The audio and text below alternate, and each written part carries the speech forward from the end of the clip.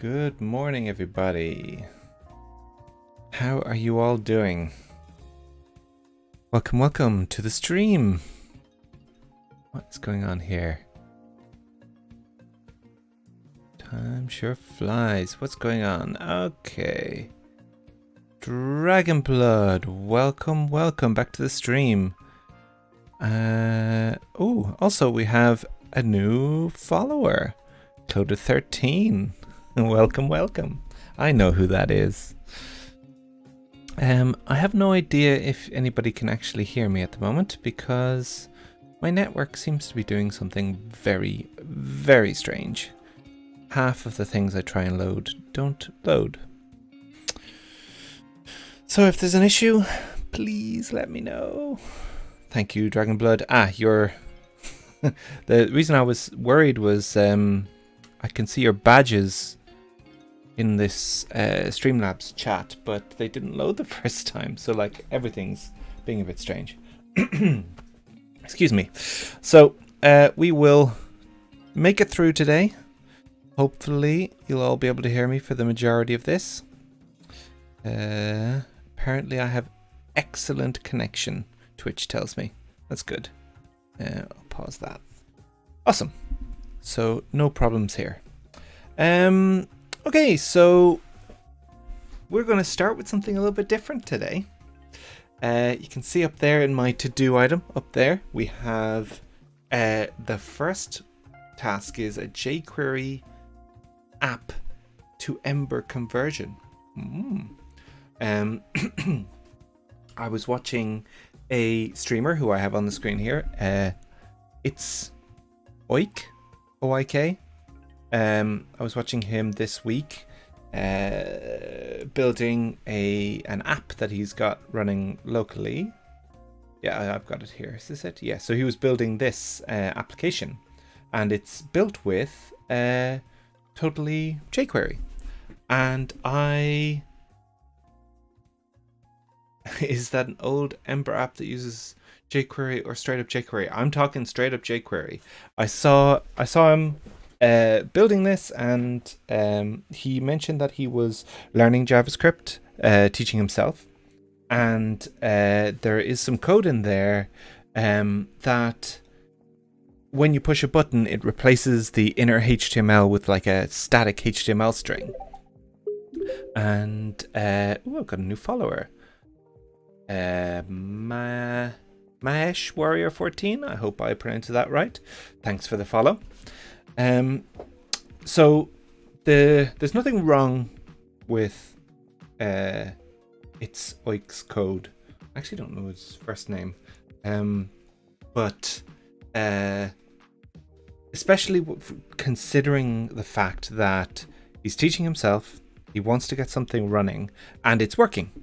And the truth is, no matter what you're doing, if you're getting something and it's working for you, you keep doing that, and don't take any suggestions from anybody else who says, oh, you should be using this, you should be using that. That's not quite what I'm going to be doing today. I'm hopefully going to show the benefits of using something like Ember for an application like this. So obviously somebody who's looking at the Ember documentation who's just learning JavaScript might be a tiny bit intimidated, might think, oh, there's a lot to learn here. But actually, I personally believe that there is a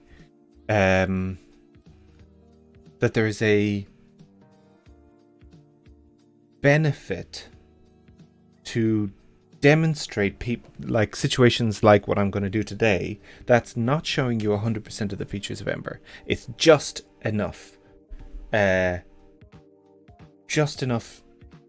be dangerous, essentially, in Ember. I should start a blog series, just enough to be dangerous. That'll be pretty cool. And I've had experience with this in the past. I've had a long time ago a designer that I worked with who he knew a tiny bit of HTML and JS, etc. And he came to me while he was working at the company I was running and said, oh, I want to get better at this. And I told him, right, we'll have you building full Ember apps. And he did. And it was not all that difficult for him to transition into building full Ember apps back then. And that was a long time ago when it was much harder. So what I did was I went and I found the source code for this thing, and I cloned it locally. And I thought to myself, do you know what? Let's convert it to Ember. So this is it here. Excuse me. So, I'm forgetting one thing. Boom, boom, boom. I need to put my boom, boom, boom. Right. I need to put this over here so y'all can see. Oh. I'm getting a text message from my wife who wants to watch the stream. Send link. Let's see if I can get it from scratch. https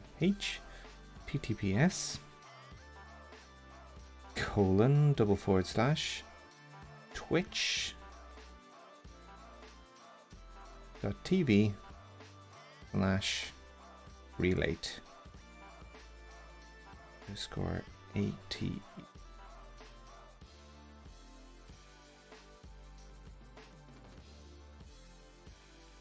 I think that's right.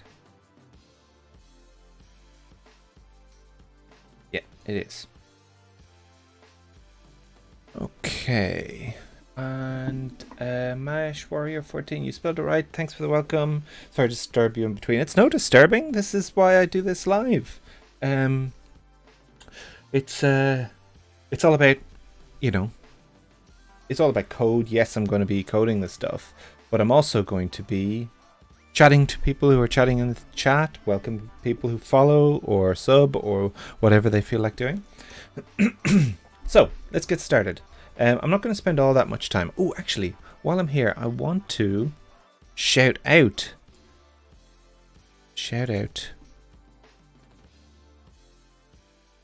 There we go. So this is the streamer that I was talking about. Haha, my shout out works. Yes, look at that. So let's get started. What do we have? So you may have seen that I'm showing this here. Oh, I was showing this here. What was that noise? What was my iPad making noise in the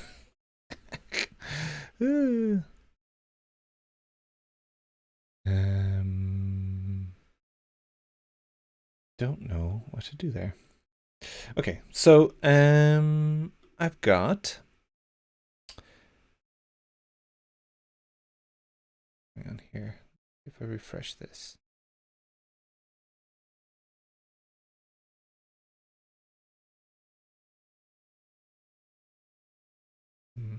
Go get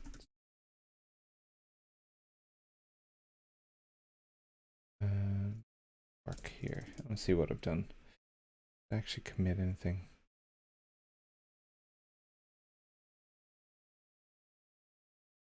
Oh yeah. So actually I want to reset Ember to here. So I was playing around with this hard. I was playing around with this the other day.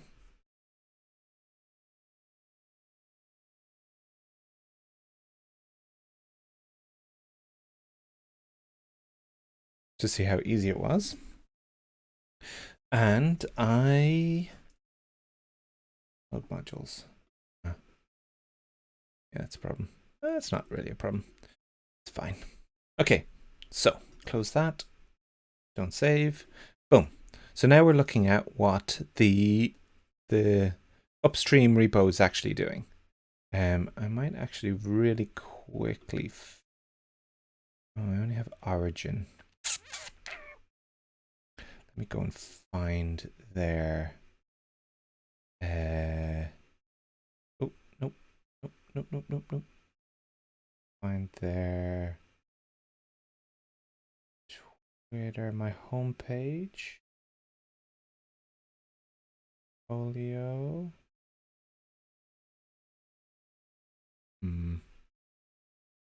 Found this the other day when I was looking at it.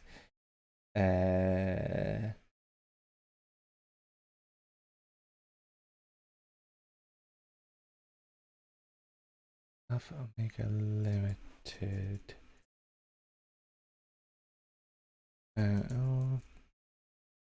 GitHub.io. Ah, that's how I found it. So it's live here, which means that you can go to github.com/Alpha Omega Limited. I don't even know what Alpha Omega Limited is, to be honest. It's some sort of community, which is okay.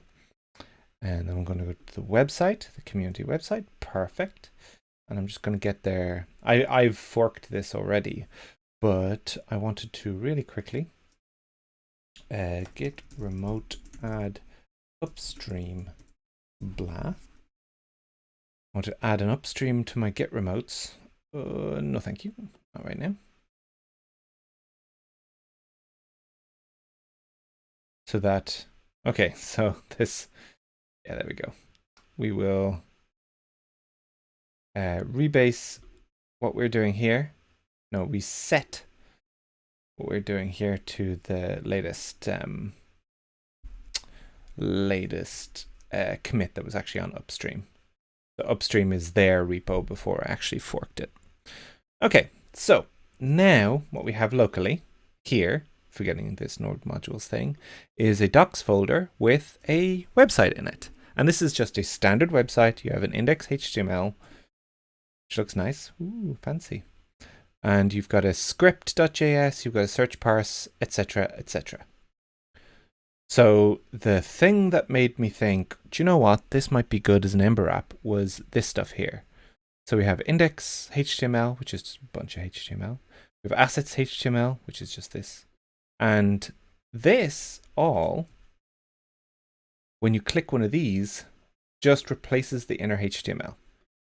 Ooh, sorry, I clicked the login, which actually tries to log in with Twitch, which is not what I want to do. So this is, as I said earlier on, this is great. This is wonderful. There's nothing wrong with this. But it could be easier and ever so slightly better with Ember. So we'll be able to get this same implementation set up quite quickly, I think. We'll see. And this will be kind of like a demo of converting this application. And if anybody looks at this and thinks, oh, do you know what? Ember seems reasonably easy to work with, then I encourage you to try it out. Okay, so what am I going to do first? Also, I love doing this sort of implementation, like porting things to Ember, because it's quite quick for me. So the first thing that I did when I did this last time, ignoring all this stuff here, is I ran a command. I ran the command this, npx ember CLI at latest init name blah. Another way of doing what I'm showing there, let me actually make that a bit bigger so people can see. Boom, boom, boom. Npx this. So this command here. Another way of doing that is essentially just doing an ember new and then the name of the repo. Alpha OMEGA. Alpha OMEGA. Alpha Omega. So I'll make this a bit smaller because we don't need that all that much.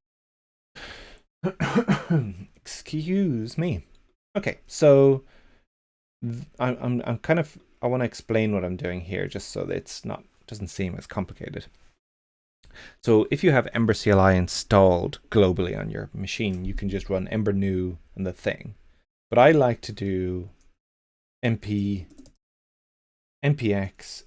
Ember CLI at latest new and then the thing. And that makes sure that I always have the latest Ember CLI, and the generated Ember app will always have the latest Ember in it, which is great, wonderful, very handy. The init is slightly different. So if you do new, it will create a new folder, Alpha Omega, where you currently are. So I'm currently here. So we'll create another folder in here called Alpha Omega with the stuff in it. Excuse me. But I didn't want that. I wanted to initialize it here in this repo. So in the same folder that I'm currently in. So what you would do there is you would go init, and that does it locally. Let's do this. Boom, boom, boom, boom, boom. That does it here in the folder that you're currently in. But something interesting happened that I wasn't expecting last time. It tries to initialize it with the name for the application to be the folder that you're currently in, but that doesn't work because maybe capitalizations, maybe the dots, I don't know. So I just did name alpha omega, and that seemed to work correctly.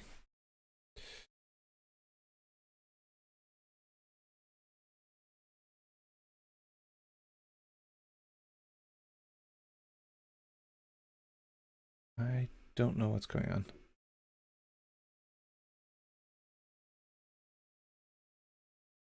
Oh, yeah, so I didn't need the dot. Sorry.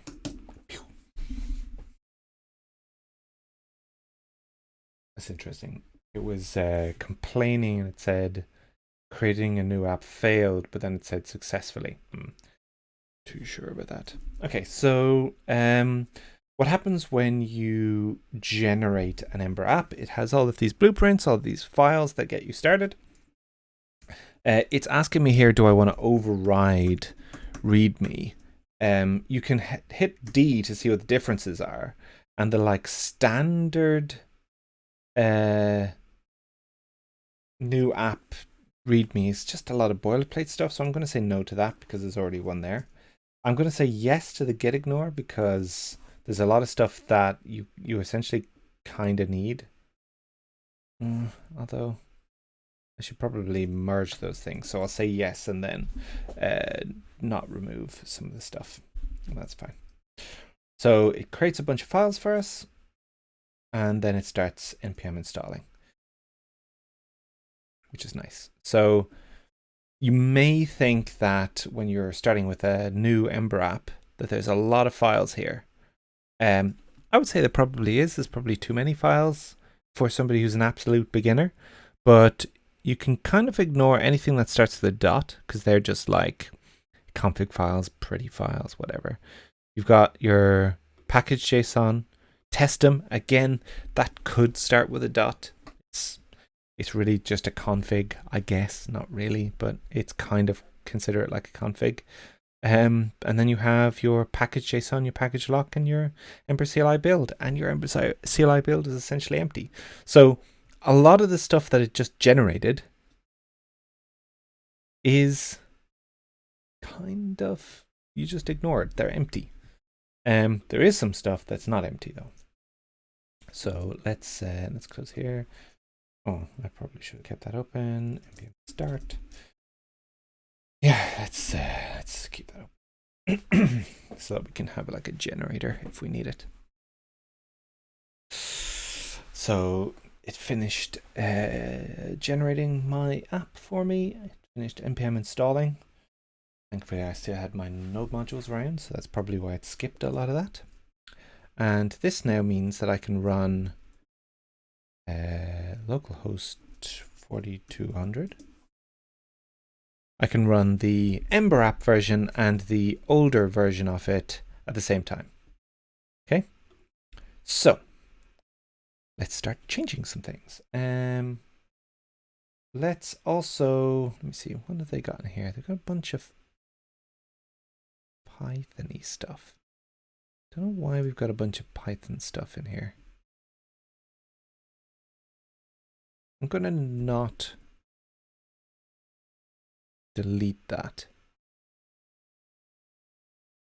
Let's make ours just add to the end rather than deleting all of the other stuff. And then let's just commit that as Ember init. Boom. Now, first thing that I want to do is I want to go in here into our application HBS and I want to delete the welcome page. which now is a blank page. And what we want to do, hello. Ooh, here we go. Relaxman. Oh God, great name. welcome to the chat. Boom, boom, boom. Oh, didn't mean to close that. That's okay.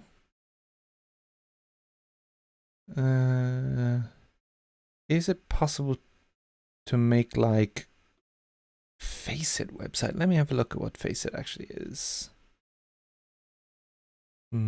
Should I open that on stream? I don't know. Boom, boom, boom.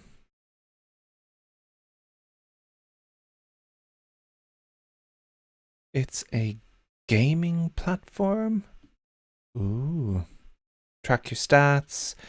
Yeah, this looks like a dashboardy kind of app.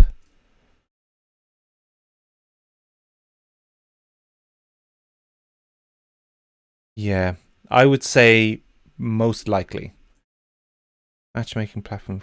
Yeah. So Ember is totally suited for making like web applications. Like that is really what it's designed to do.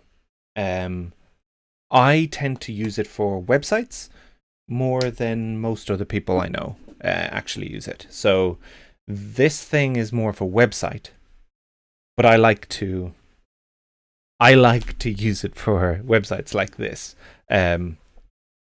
That's my preference. It's not what a lot of the community tends to do, but for something like Faceit.com, yeah, 100%, Ember would be a great choice of technology for something like that. Okay, so the thing that I wanted to do here is I want to start porting over our index.html. So you'll see here that we have an application HBS. We also have an index.html. So the index.html, content for body, you'll see has all of the HTML, the head, etc., etc. And then the I feel like I'm getting messages. I should probably take my iPad out so it's behind me. Oh, they're just emails. Ugh, gross.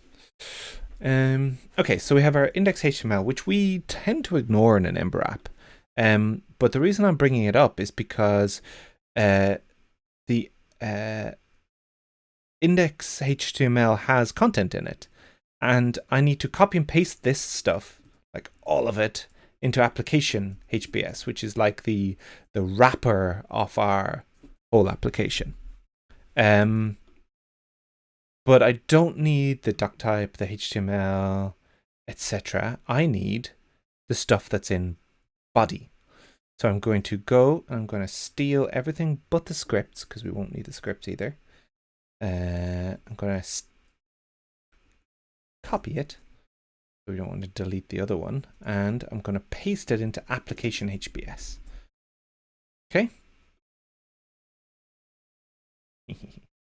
And we can see, in 5 seconds, we've got the most beautiful recreation of this application. It is not a beautiful recreation because we are missing all styles. And what you do there is they have this style CSS. I'm just going to copy all of that and I'm going to drop that into the app CSS, which is the styles for the whole application.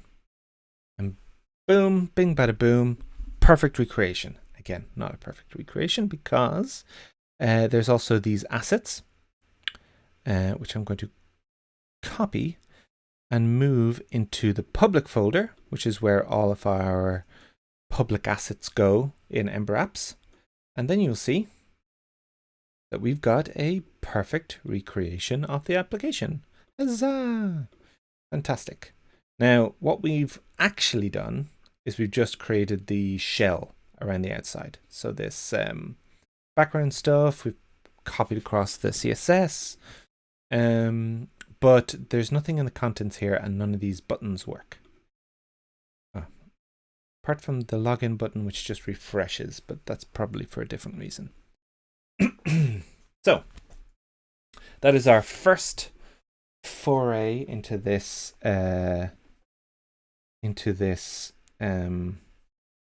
application port. I'm going to take my 5-minute break now. Where's my just chatting? And hopefully in our next section, this is going to be an awful lot quicker. Oh, I don't have music. Why don't I have music? It's my network. It was being funky.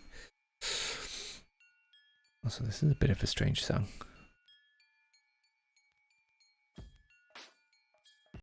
Yeah, next.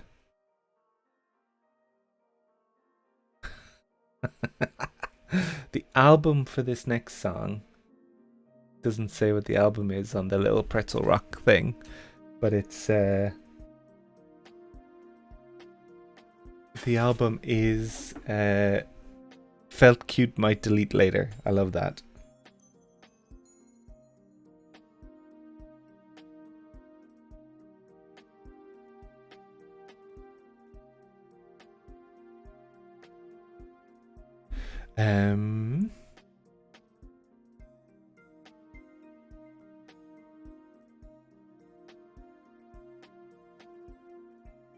So, yeah, I spent a lot of time talking about the app in the last section. I will probably speed up in this next one, and I'll probably only do another half an hour, or maybe 2 sessions, depending on how far we get. But it's only supposed to be like a demonstration on how, easy it is to work with Ember. Now, I commented to one of my coworkers yesterday that in the Ember documentation we don't use the word easy for a reason. It's only easy if you know how to use things. So we ban the use of the word easy because of the fact that it's kind of mean to people if they're not following along. So the thing that I'm trying to communicate is close to the fact that it's easy to work with Ember, with the massive caveat that I have been using Ember for 10 years. So of course it's going to be easy for me. I like to encourage juniors or people who are learning JavaScript, or anybody who finds it hard to try out Ember, but I always encourage them to make sure that they're asking questions of people who are more familiar with Ember. So join the Ember community Discord, reach out to people like myself who are enthusiastic about pointing people in the right direction. Sometimes having 30 minutes of mentoring a week will accelerate somebody's learning process like 1,000 times. So yeah, that is my kind of perspective on this. I don't know what to do here. I might need to take a 5-minute break and help my wife get out the door with the kids.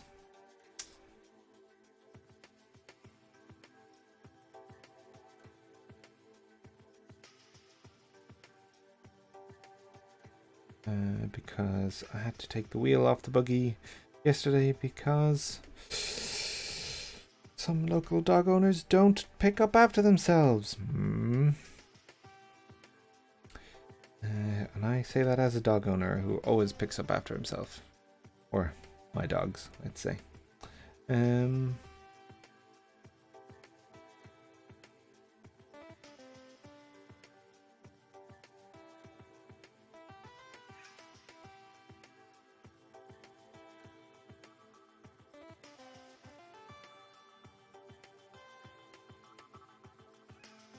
Okay, I am going to take a 5-minute break and quickly sort out this buggy situation. Stream, be right back. How do I do this? I go into studio mode. I go to the thing that I want to do. Be right back, and I want to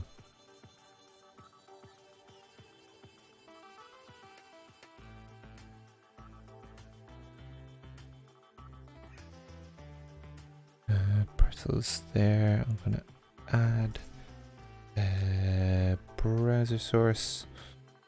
I should only be gone for 5 minutes, so I'm gonna add a 5-minute timer to the be right back thing. And how do I do to transition to this now? Transition. Right, I will be back in 5 minutes, everybody. Don't go anywhere. We will continue with the app conversion to EmberJS as soon as I'm back.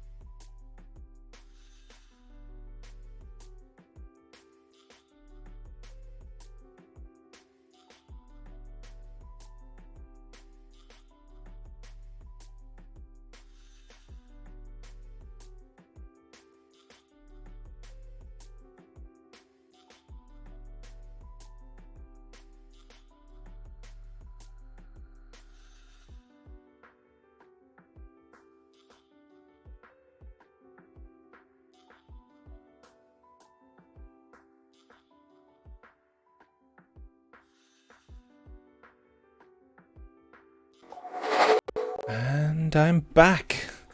I'm back in less than 5 minutes. I feel... Oh, can you hear me? Let me see. Yes, you can. There we go.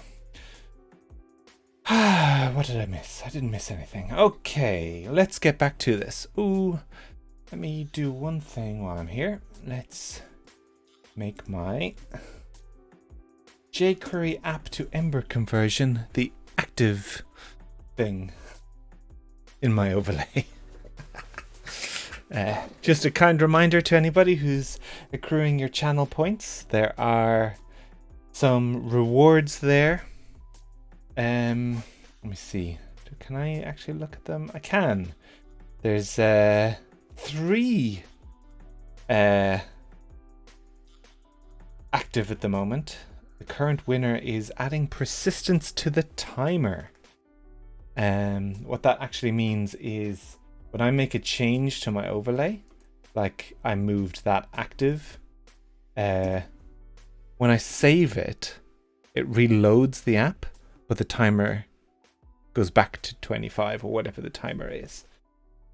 Apparently people want me to add that persistence, which is interesting. What do we have? Add a goals UI to the overlay is coming up second with 14% raised. Oh, and the chat history.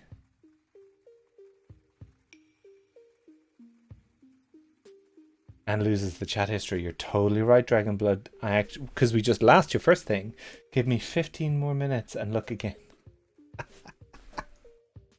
So yes, I have a feeling you're going to do a big drop on some channel points. Fantastico. You get extra channel points because you are a sub, which is kind of cool. So the second one, the add goals UI to the overlay. So I have my chat here. I wanted to put like a strip of like maybe these goals, maybe sub goals, maybe follow goals to the chat somewhere down here in this kind of big black space at the bottom. And add a button to move the task list forward.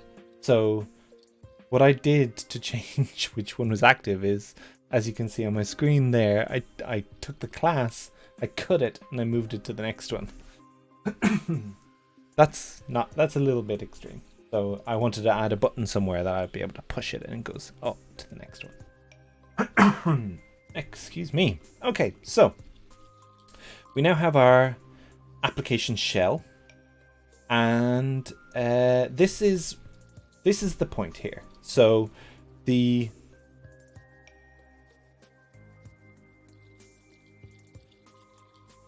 interesting. That's interesting. So I really got tickles in my throat at the moment. Could have a glass of water, but I don't. Or do I? No, I don't. So maybe I'll get a glass of water at my next break. Yes. So this is the key thing that I like to think about when using an Ember app. This next step is the game changer. So in the old code, if we go and we have a look at this docs script.js, as I said, we have this index HTML, we have this assets HTML. That's just a string that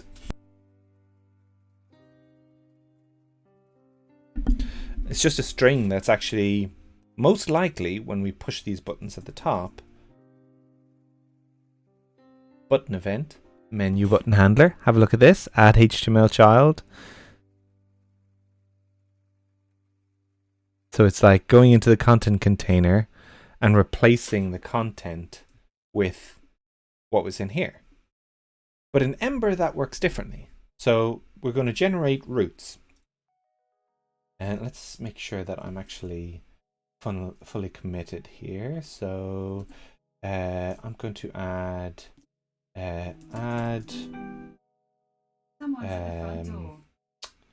application wrapper HTML, and then I'm going to do add styles, and I'm going to do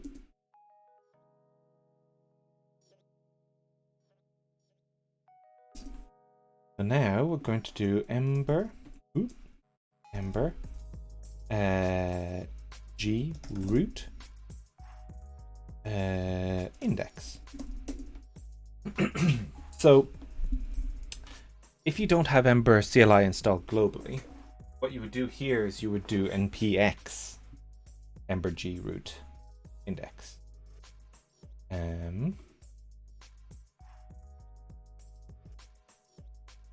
That's interesting that it's linted my application HBS. That's fine. Don't need to worry about that. So what it's actually done here is it's created a root for us that's empty. It's created a template that's also empty, and it's also created a test for us, which is pretty cool. I'm going to delete the test because although I love Ember tests and how it's kind of focuses on trying to get you to write tests as much as possible, I'm not going to focus on that today. Today we're just going as quickly as possible to re-implement as much as possible of this application.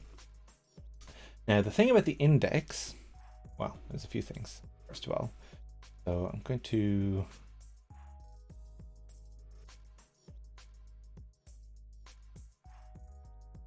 like automatically lint it. I didn't ask it to automatically lint. Fine. Lint solution. Whatever. The thing about this is that when we copied across the application HBS, there's this thing here in the application. Content goes here via JS. The way that you say that in Ember is you add this thing called an outlet. We have our application, which is like this wrapper template. And when we have a wrapper template, we can, well, you can have sub templates, but we'll remove the outlet for now. H1, hi everyone. Is bigger? I can make this bigger. What that does, hey, means that this is clearly where the contents of each page wants to go. And whatever HTML you put in the index HBS gets rendered into that index when the page loads. So what are we doing? We're going to go into the script and we're going to steal index HTML, boom, boom, boom, boom, and we're going to put it into our index HBS.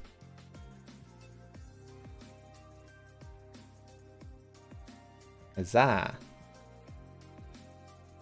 And now the application. Hey Lox, sup? Welcome, welcome. Welcome to the stream. So now the application, even though we've moved it to Ember, the index page looks exactly the same to what it does in the jQuery example. And the reason for that is because the HTML, with the stuff that's actually in the browser, is exactly the same. We've just used a different way to get the HTML in there. So this next bit is where it all goes pretty amazing pretty quickly. Commit message. This is add index. Whoa, whoa, whoa! We got a challenge complete. Dragonblood has contributed 3,000 total to add persistence to the timer. And that is completed. 100%. So that means that we are going to, I don't know what to do about this. I feel like I want to do it in this stream because that is when it was solved or when it was completed. Yeah, so I think what it'll do is I'll make that the next thing. Li, oh, I'll just do a li. Pew. Add per. Yeah, that's a good idea. Yeah, if you're not going to join, This is what I was thinking, Dragon Blood. If you're not joining next week, or if you're here now and you contribute and that causes it to go over the line, it makes sense for us to do it in the same week, in that same stream, if possible. If it's not in the last 3 minutes of the stream, which it isn't. And yes, because you're not here next week, it would be much better for you to be here while we do it. So on the flip side, just so you know, we are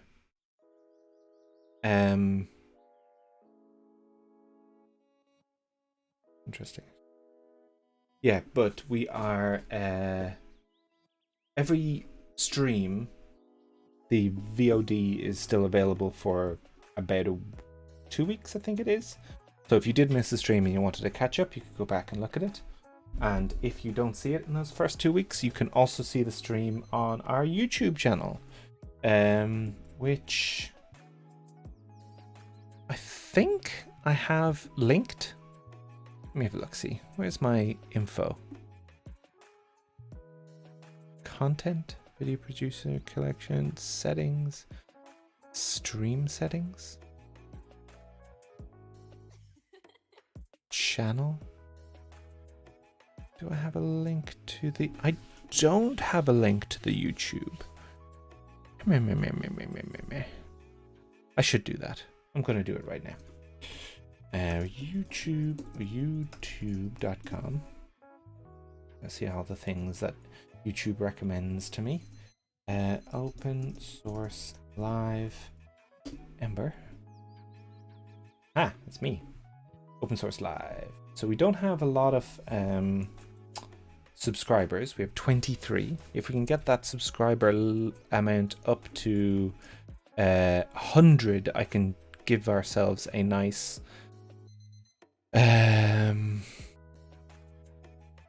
what can I do? I can give ourselves a nice a better URL instead of this horrible UCKZ blah. YouTube add. Boom. So now it should be in the about section of the stream, so people can find it. Anywho's yeah, so I re-upload the streams to there if you do miss them. But yes, I will add persistence to the timer as a goal for today. I'm not going to save this yet because that will restart the timer, which we don't want. So now is the fun bit. So we now have the index page, nice and easy, looks the same.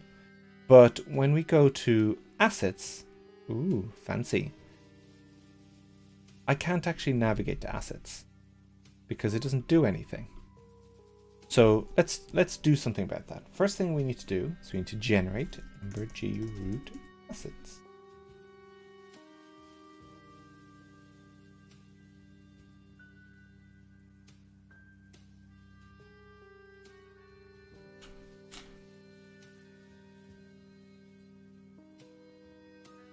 So now we have an assets HTML. What we need to do is we need to make that button actually go to it. Now, there's an interesting problem. Oh yeah, so you missed the beginning of the stream locks. I don't know what this website's about. It looks like a community website, but I was watching a streamer while I was working the other day. It's Oik. I guess that's how I should pronounce it.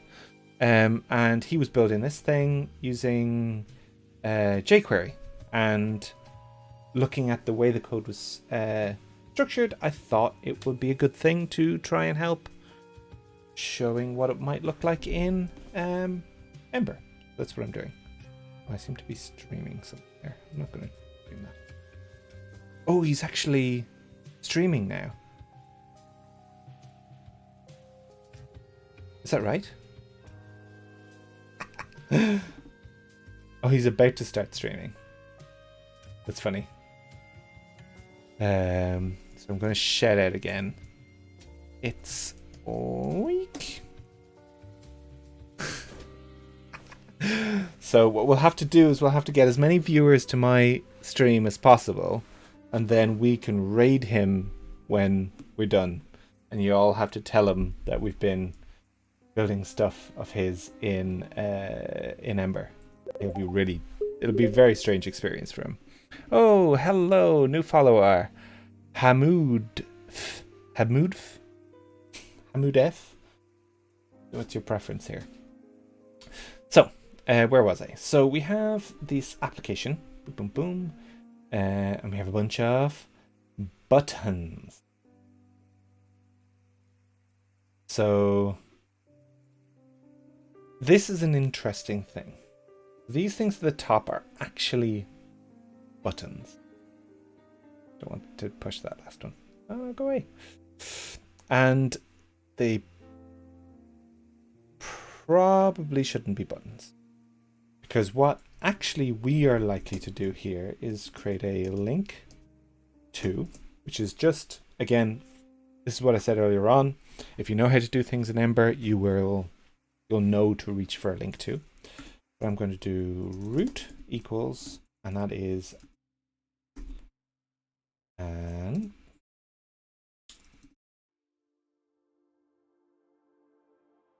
and link tos are essentially like hrefs, ahrefs. If you look at it here, how do I inspect? You can see it's actually it's a href essentially. It's a link to the assets page. And the interesting thing about it is what just happened there. It changed the URL to /assets. Now, there's a whole bunch of benefits about this. If we go and look at the jQuery one, it's not changing the URL, which means that if you go to assets and you refresh, it brings you to somewhere else. It also means that you can't link somebody to the assets page, but we in Ember get that behavior out of the box. Also, you can't right click and open in new tab because it's a button, it's not a link. So what we need to now have a quick look at and see why these buttons look the way that they do. Header button. Got all this stuff. Header button. Okay, so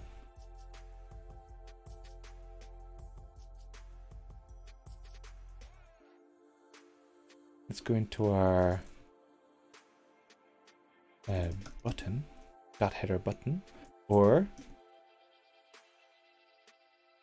header button. It's almost the same. So there's another thing here. Why? It's a line height thing or something, isn't it? Button. Text align center. Let's do.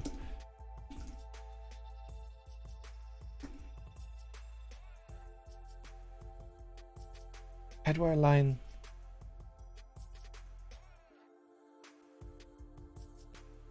How do I align the text of that to be into the center?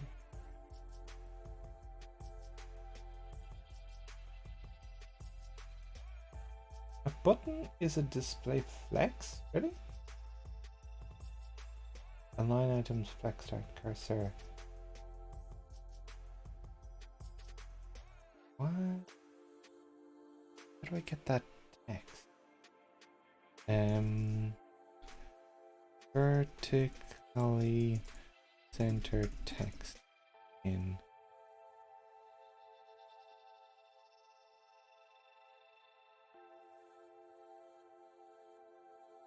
Yeah, of course, it's going to be 1.5 billion.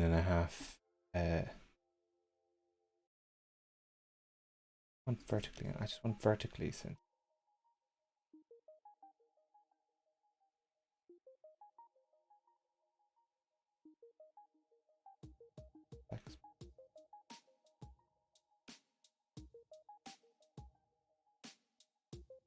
li display flex. So it does want me to do a display flex with this, and then I can do what I like. But so let's do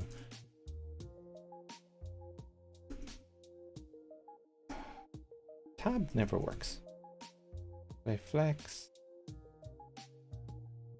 Then I want to do align items center.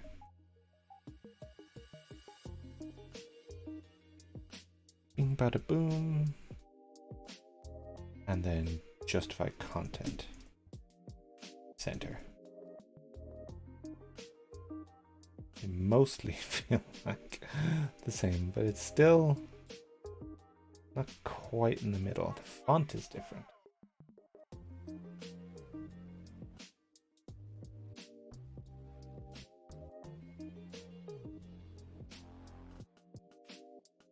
The font that's it's did I oh it's just bad. It's not so bad actually. I don't know why the font is.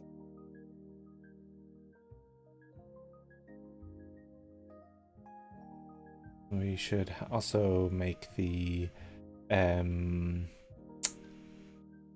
text align center if it's doing the flex stuff, and then we want to do text decoration.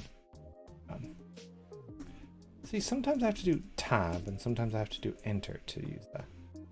I don't know why it's different. And there's inspect. I want to force state hover so I can see where that style is coming from. Button hover.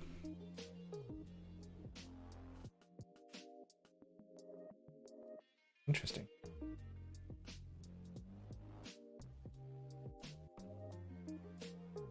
Header bottom. Huh, odd.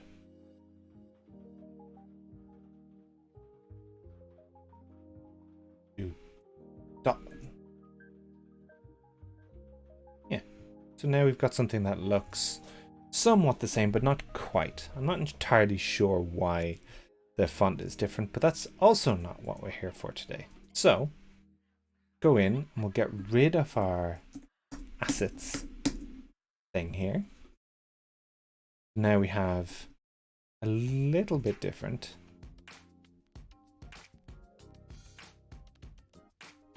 What happened there?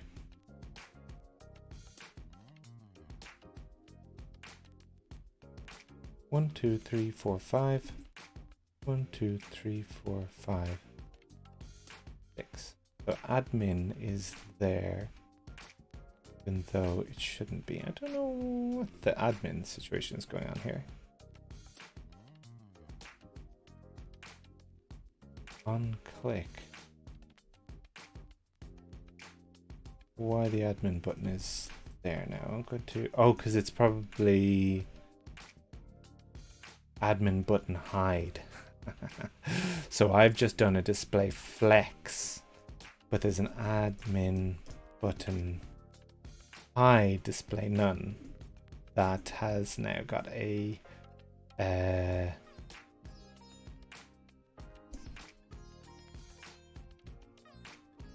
there we go. It had a lower precedence. There you go. CSS for you. Boom. We have a question. Hamoof. Why are we using handlebars? Because Ember uses it. That's exactly why. So Ember is a system that it doesn't use just JavaScript like things like React do. And that's for a reason. Like, it is like 1.5 billion times more performant to do it this way. But it's also something that I quite like, which is your templates end up being just HTML pretty much. There is a little bit of funniness sometimes where link to isn't a real HTML element. That's an Ember thing. At root is an Ember thing, yeah. And this thing, these curly brackets outlet, that's handlebars / Ember thing. So it's very close to HTML, but it's almost not HTML, you know. But I quite like it because it means that you're thinking about things differently. So components are the same. If we generated a component, the component would have a template, and it would have, if you needed to, and this is the key thing, you don't always need JavaScript for components. A lot of the components that you write in Ember, you can just get away with a template only, and they're tons faster than JavaScript backed components as well. So it's like, it can be a really nice thing to have this templating language that we're using. So, whoops. So now, we need to go. Let's go back here and let's make this one here a link to index. We can actually flip back to home as well.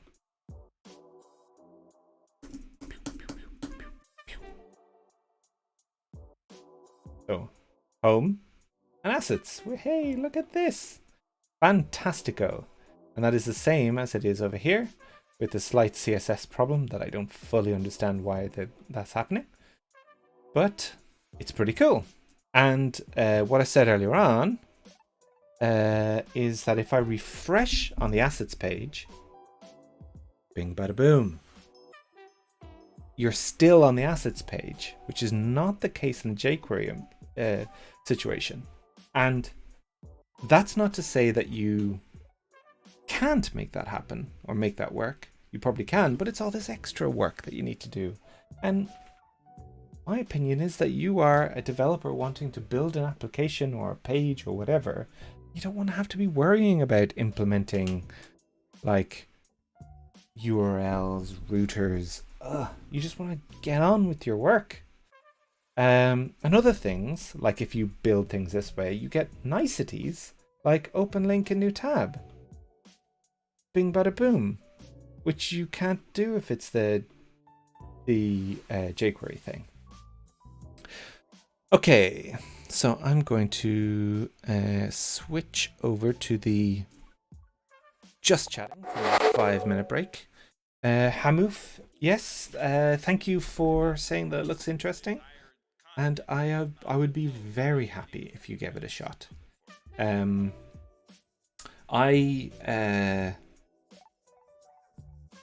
I said this earlier in the stream, and I think it was before you joined, but the best way, I think, to kind of test out Ember is that you... Oh, wow. Thank you very much for the sub, Hamouf. Let me fix that. Where are the alerts? I'll move you above the timer, and then I'm going to replay that. Bing, bada, boom. Thank you very much. In fact, I can move it down a bit as well. Thank you for the sub, Hamouf. So you could go onto EmberJS.com and try out the I think there's a link to the documentation or a link to the tutorial, and that's fine. If you want to become an Ember expert, boom, try it out and like read everything in the tutorial, do everything that it teaches you to do. But that is sometimes a bit of a barrier to entry to some people. Sometimes you want to just start hacking. You want to start building something, and that's what I'm doing here. I'm just throwing something together. Yeah, so Dragonblood makes an incredibly good point. The main reason I would recommend Ember is that it's very good at teaching good web principles, and it's what really leveled up Dragonblood's front-end skills. I would go one further than that, Dragonblood. So I have been using Ember for 10 years now, which is totally mad because like what JavaScript framework is 10 years old? Woo! And before I started using Ember, I was a terrible developer. And I attribute almost all of my like expert developer skills to being an Ember developer, listening to like Ember has these opinions all the time, and it kind of like tells you how you should be doing things, and has been for a very long time. I listened to that. Instead of fighting against it, I started listening to that and going, oh, actually, do you know what, Ember? You know quite a lot about this because the people who work on it are quite smart. And I learned so much by just being an Ember developer. But yes, so what I was saying earlier on, this kind of hacking is kind of a good thing to do. And I kind of have a feeling that I might want to write a blog series about just enough to be dangerous with Ember. So, like little tips and tricks on like just the small things, like generating routes and templates and stuff and linking towards them or whatever, instead of having to do, instead of doing the full tutorial that teaches you way more than you need to just get started. Now, having said that, after hacking for like a week or two and finding out that it's awesome, I would highly recommend the tutorial because there's tons in there that actually teaches you, like, as you say, Dragon Blood, good web principles and good ways of doing things. And it even has a whole testing methodology. So, what I'll probably do in our next section is I'll probably split it. I'll get the will I split it?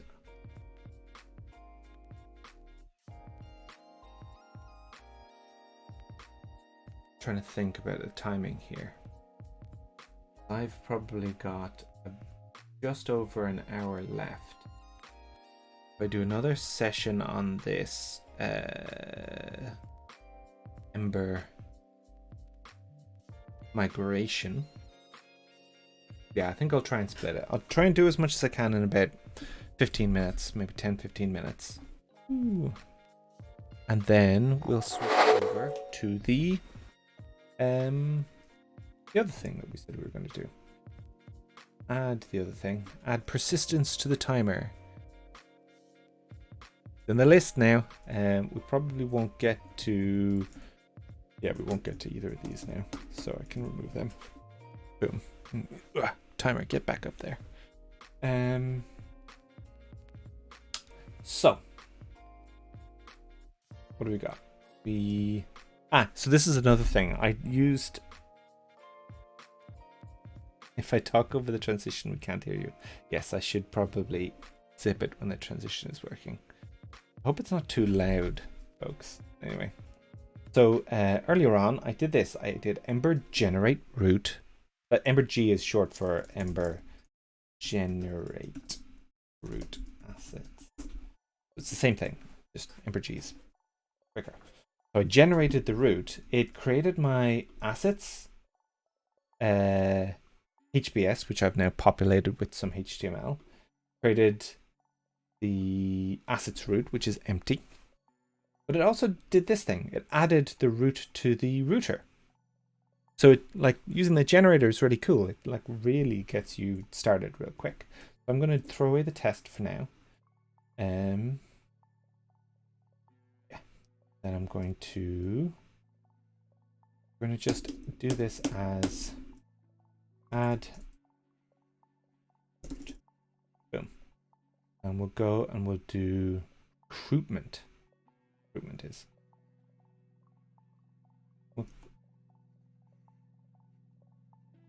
Just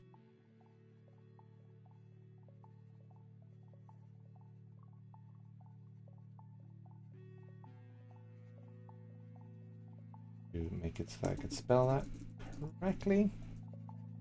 EmberJS root recruitment.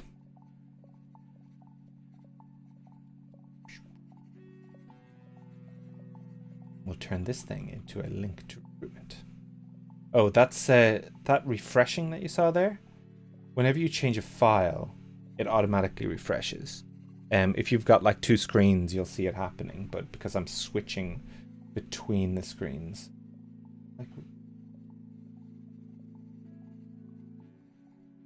like it keeps linting the files. I don't like that. Or fixing the files, lint fixing. Anywhooser, let's go into the script. Let's have a look at the recruitment. Bada boom. Discord community. Cool. Awesome. Like I said, I have no idea what this is. I don't need to know what it is to be able to help build HTML thing.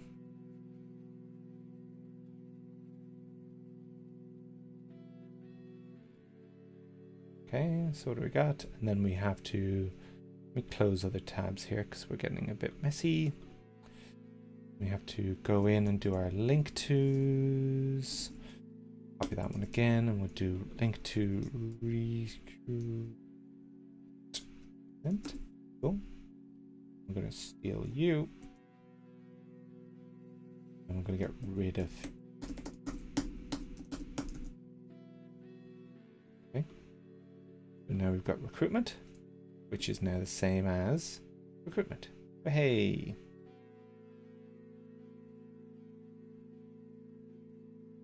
It's the same. And the scroll bar all worked because that's all done in the CSS, which is what came with the app. So we're done. Another page. Router, root, recruitment. Yes, and then we're going to get rid of the test. That's add recruitment root. And we'll move on to the next one. Embed. What does embed do? Embedded.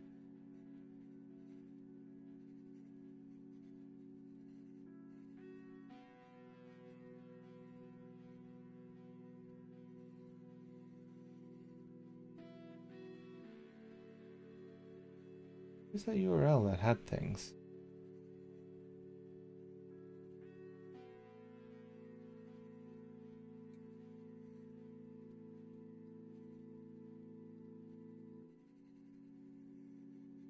It's I bet she's changing this at the moment on the server, so it's not working the way that I was hoping. Remember, see, there was something that was doing like when that loads, it would move to it. Let's have a look and see what was doing that. Widget.json.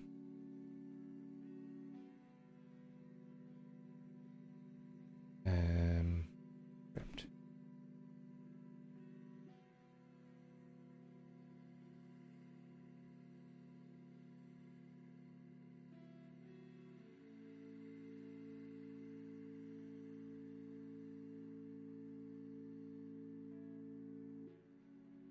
What's an iframe?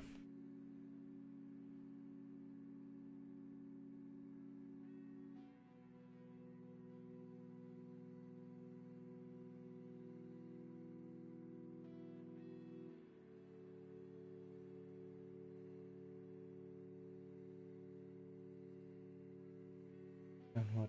Oh, cool. Does that work?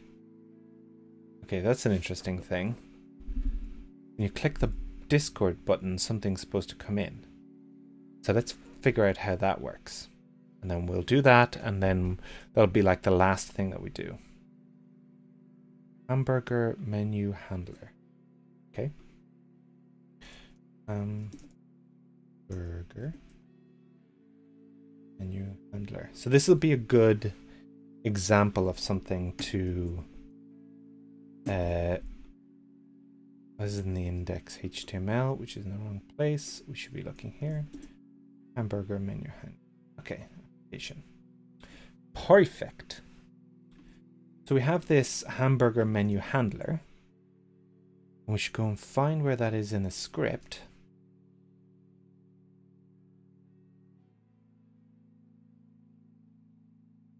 Ooh, this is perfect. So this is a perfect example of how to add a bit of functionality to to Ember. So we have this sidebar menu where it's like query selecting. When this thing loads, it goes and finds the sidebar menu, which is most likely this thing. ID. Oh. ID menu? Yes, so we have this thing where it's menu hide at the moment. And then when we click it, it toggles menu hide. Okay?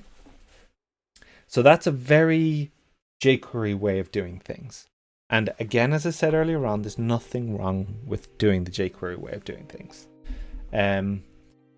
There's just a different way to do things, and sometimes the Ember way can be clearer. Sometimes it's a little bit more complicated if you don't know, if you're not used to it, but it's actually relatively straightforward, at least. So what we're going to do instead is instead of this doing a toggle, instead of this button on click doing this thing, we're going to do what Ember tells you to do. On click this dot toggle what's hamburger menu. Why not? We're not going to do that because it'll explode. So what we're going to do now, we're going to go here. Oh, I thought it would have errored already. Oh, there we go. You must pass a function as a second argument to the on modifier. So it is throwing an error, which is fine. I don't know what that means. And that means that we need to give ourselves a controller. EmberG controller application. Excuse me.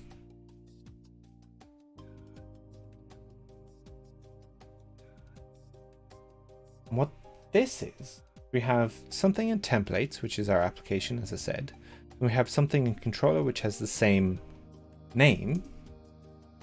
And in there, we can create a function called toggle hamburger menu. Hello, everyone. So now it's no longer erroring, and we push the button and it says hello, everybody. So now we've gotten to this point where we've got a function that's being executed when the button is clicked. Now, what we want to do is we want to go back down here and say if this.hide menu, we're going to do menu hide. This is kind of like an Ember-y thing to do. So if the hide menu thing is true, did I break this? I did.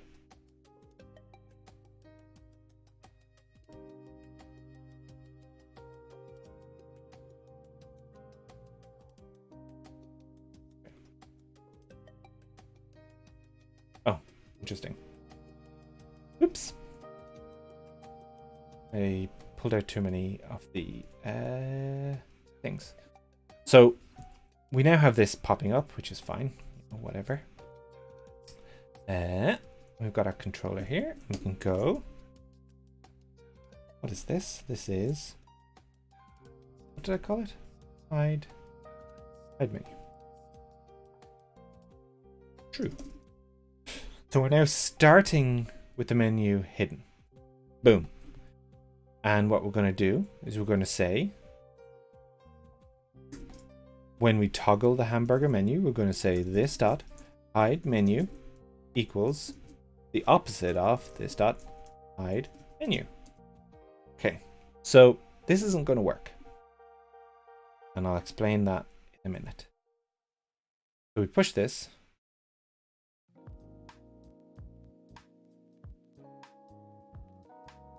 That's interesting.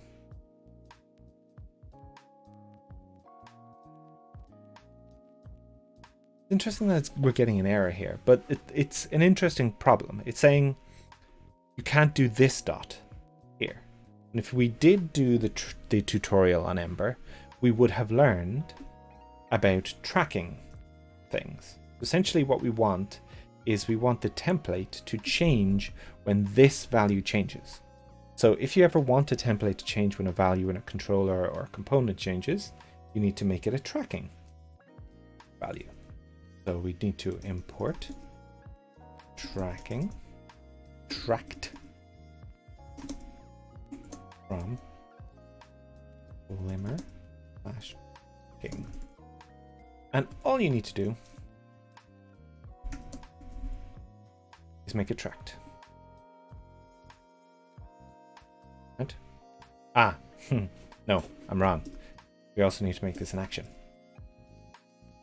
Let's do both of these. Let's do one of these things at a time. Import action Ember object. So this thing here is actually an action. It's something that's passed to like an on-click handler or something. You'll see this explained way better if you read the documentation in the Ember guides. But it's necessary to do this if you're like clicking a button in a template and you're changing something on this. So now what we've got is what I was trying to tell you before. We're changing that value, but the template's not updating because the template isn't notified of the change. And the way that we fix that is that we make the value a tracked value. So now it does exactly as it does before. We're just doing it the Ember way. Boom, boom. You know, there's an argument to be made that this is more complicated than the other way of doing it. But there's other arguments to be made that that can sometimes be a good thing. So let's add this for the oh, we don't need a test for that. Add handler for hamburger menu. I would say that probably what we've done so far is more complicated than the jQuery equivalent. But what I will also say is that you can get nice things out of this. If you read more of the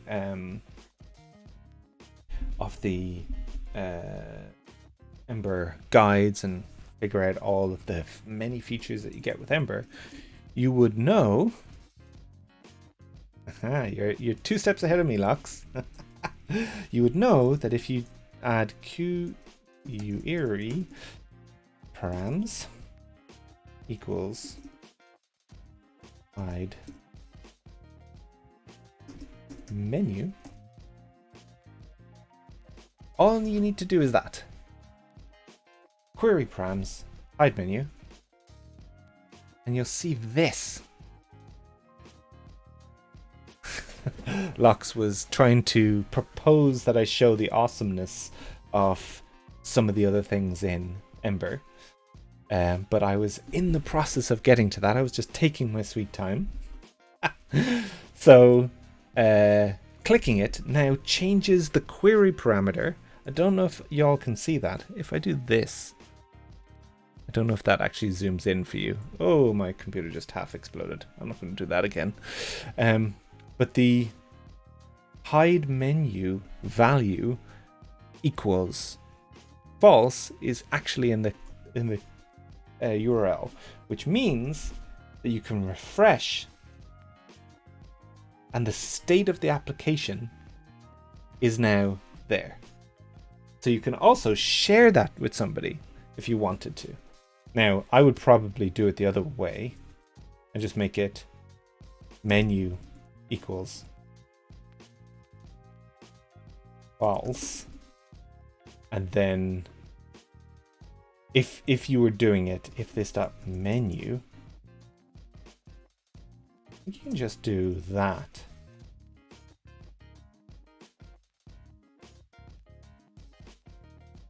And then, of course, we can go back in here and do menu equals this dot menu.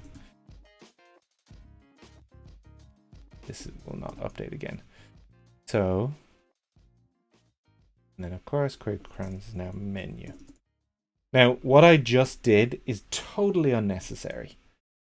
I only did it because the URL now makes more sense. It used to be question mark hide menu equals false. And then when the menu was hidden, it said nothing at all. So I changed it to the opposite. So it's like now question mark menu equals true. And you only need to think about this if you care about your URLs and like what it says. Like it's like API design. It's like an art rather than a science.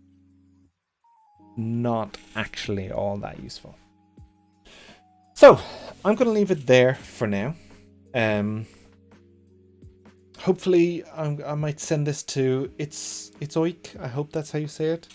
And he might have a look at the VOD and see what he thinks. If he's interested, I can help him try out some more Ember stuff. But if not, as I said at the very beginning of this is not a criticism on using jQuery.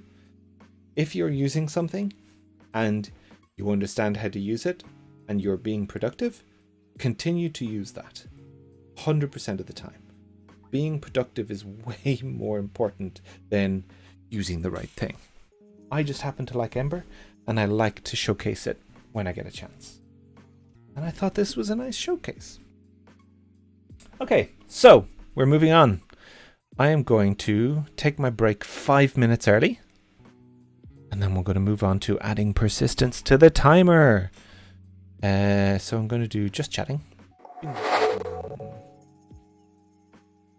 And we will get ready for the next thing.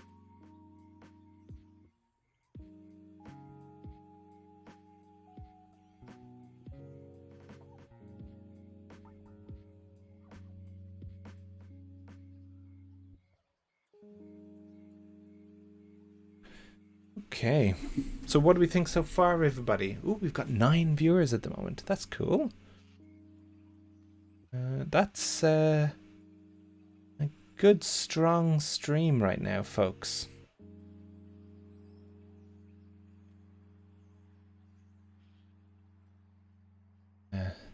Are we enjoying ourselves? Can I actually see who's in the chat? Locks. We still have Dragon Blood. Hello, Dragon Blood. We're just about to start the persistence to the timer thing. I'm not 100% sure how I'm going to do this. Last time when we finished the community, what are they called again? Get the name right. Community challenge. Yes, Dragonblood, we did filter out pretzel rocks from the chat, but the chat that's there in the just chatting isn't the chat that I made.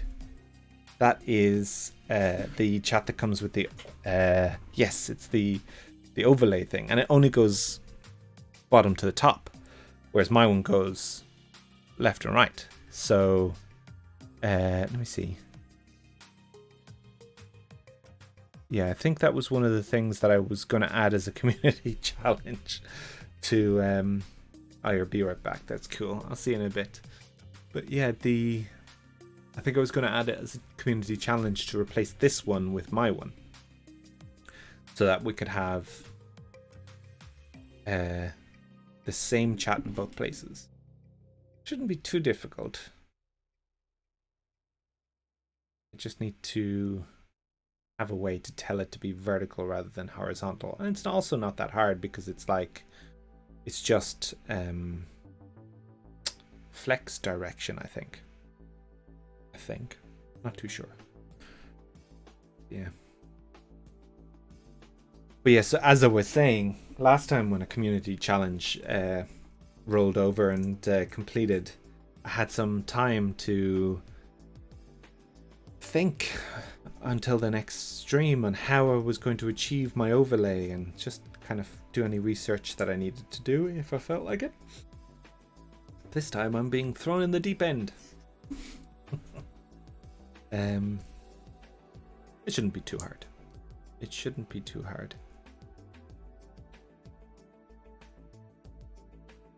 Because we actually have a node server that I don't know if the node server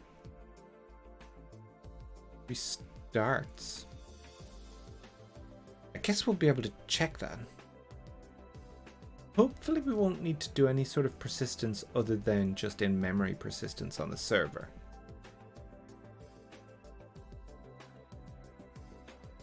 Oh, actually, do you know what might work quite well? Local storage.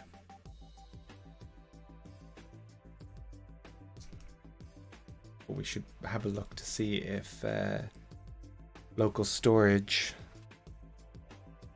will work well in the Twitch overlay. Not the Twitch overlay, the, what is this? OBS overlay. Because I think we identified a little while ago that it's like a really old version of Chromium. But we'll see. We shall see. Yeah, let's try that. We'll try local storage. Try a bit of local storage. Can't go wrong. Storage.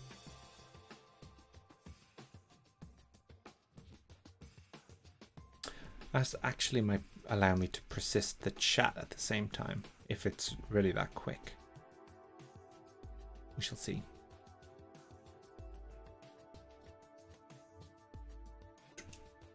Oh yeah, I wonder what types you can throw into local storage, because chat is like a huge blob object thing. Anyway, I shall switch over to programming now. So where are we? We're going to go in here and we're going to move on to add persistence to the timer. Huzzah! Boom. And every time I change this, it's going to reset. So we're going to do this for infinity time. Oh, what's this? I have some stuff in here. Oh yeah, I added a timer root.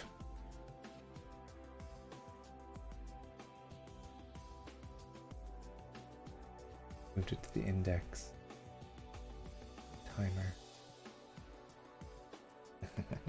Yes, so I don't think we've got any. What? Oh, interesting. Update feature request MD. I have feature requests. GitHub.com, Mansona, Twitch overlay. Oh, look at this. What am I like? Okay, so if anybody wants to keep track of the development on this Twitch overlay, they can in this. I've got 4 stars already. Wow, where'd that come from? Starring this. Yep, local peeps. You can make requests in there. I'll probably take the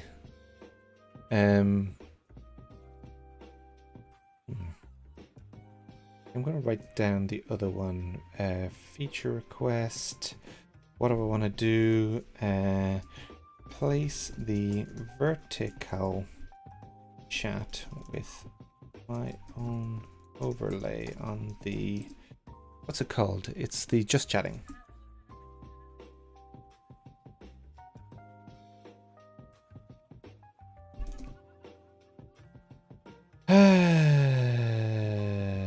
I think that's good enough. I'm going to create it as an issue. We can update it later. So that means we can actually keep track of the things that we want to add. Nice. Cool. So while I'm here then, I'm going to commit all this to main because I'm a bad person. Add timer root from relay.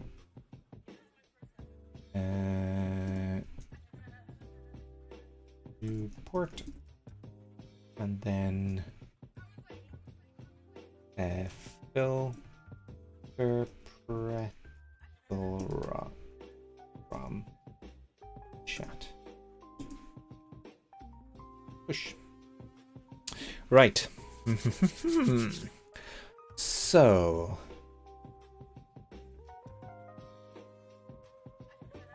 index. So this is interesting. Because we have kind of an odd problem.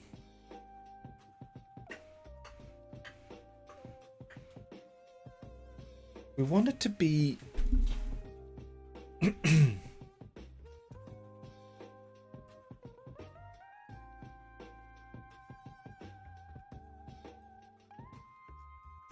interesting.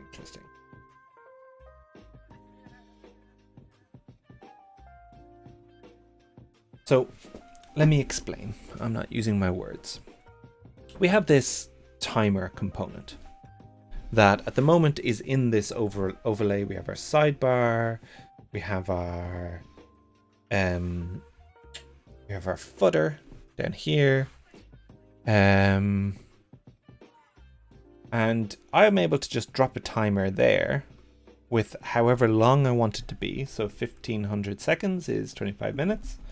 But I also have this timer, full screen timer that has seconds equals model. So that's localhost 4300 timer 500. Really terrible because I didn't actually figure out. What do I need to change here? This. I don't know. I need to change something. It's like the aspect ratio or something. Actually, while I'm here, I'm going to do this. I notice that I have something open that I shouldn't have open behind there. Turn this back on. Okay, cool. So it's not all that important. This thing has this dodgy layout because it's working. This is what I use for the just chatting page. But the point is that if you refresh this, it's always going to start again. And maybe that's okay for this timer, but it's not okay for the main overlay timer. Maybe the main overlay timer is the one that needs to persist. We'll start with that anyway. And it's challenging because actually what we're saying then is that we want it to be that many seconds if there's not already like a persisted value somewhere. So what do we do? In the constructor,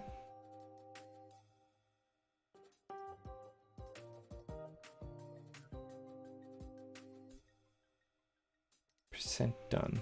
Let me get rid of this so you can see more.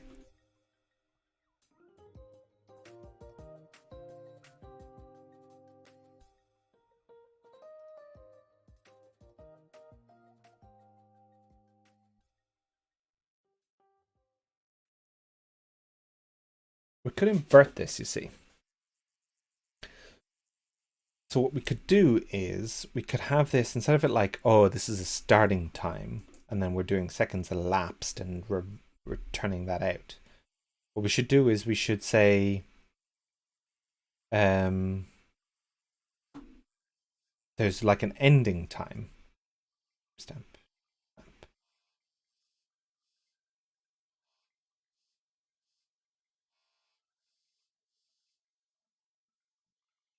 Oh, but it's like a timestamp is like this weird.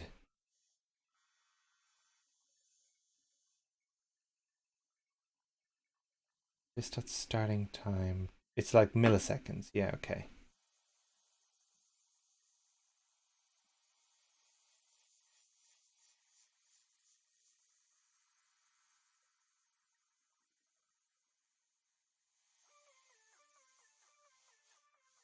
Yeah, so really all we need to do is we need to make sure that starting time becomes persisted.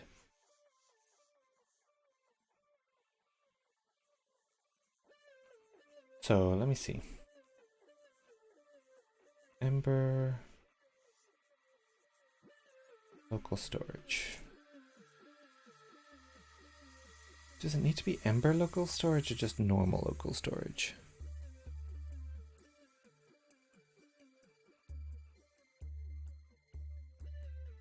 Medium, let's do that. Not too old.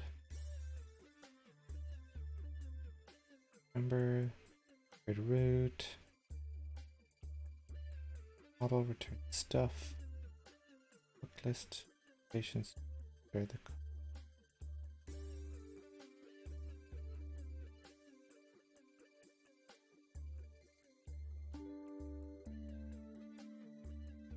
this is protecting.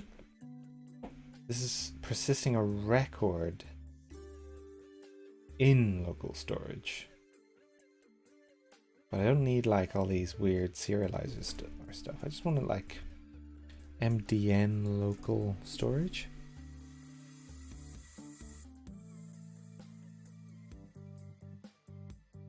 So keys and values stored in local storage are always in the UTF-16 DOM string format. So you can't do objects. Local storage, set item, blah.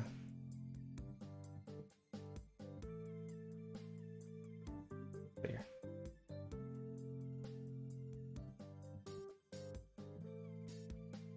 What's web storage? You can securely store this worded. I feel like it's local storage that I need with numbers.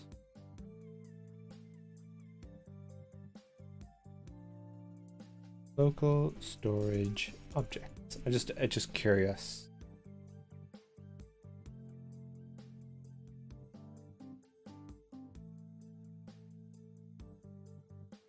JSON string, find JSON parse.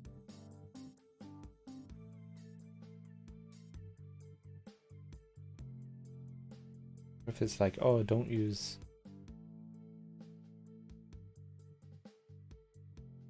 local storage, web storage. What is web storage?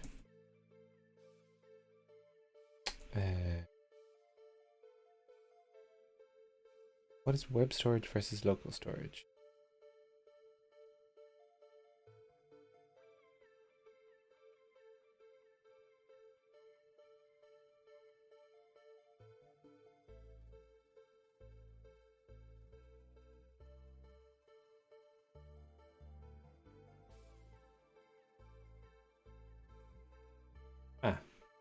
The local storage is web storage. That's okay. Cool. Fine. So local storage is the thing that I want. So the thing that we probably should do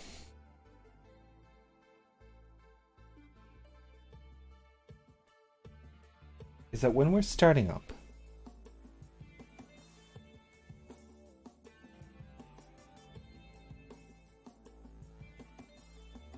Should try and do this.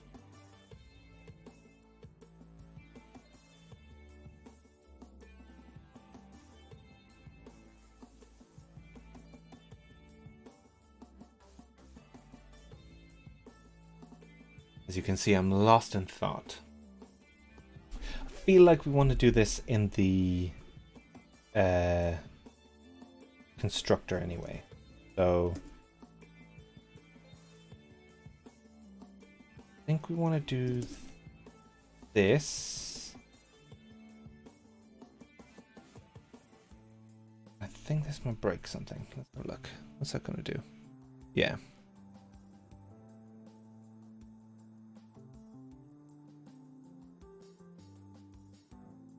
No. So the starting time, I don't know what that timestamp is.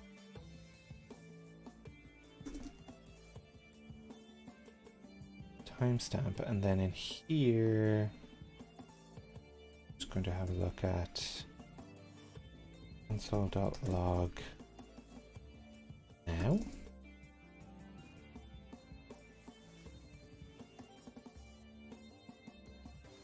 Look at what that says in here.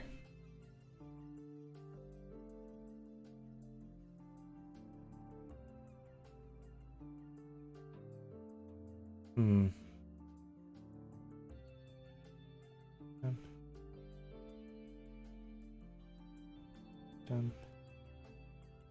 No. Oh.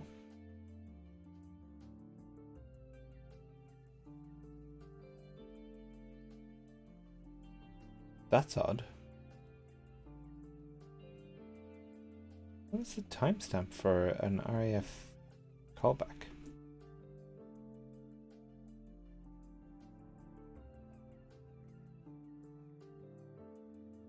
RAF callback. So this is request animation frame. Let's go and have MDN.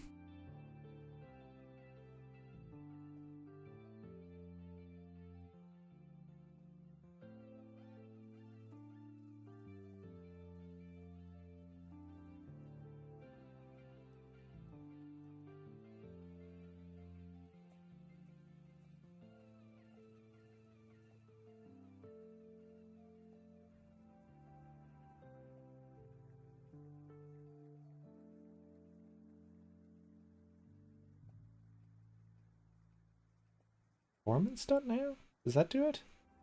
Try that.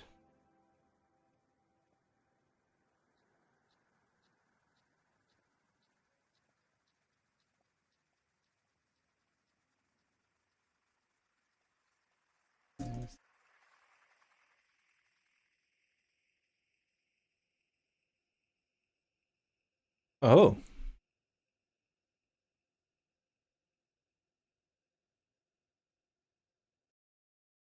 That work?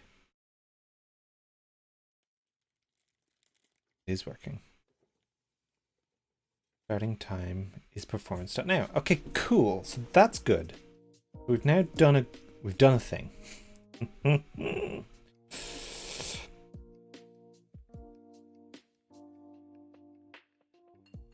Cool.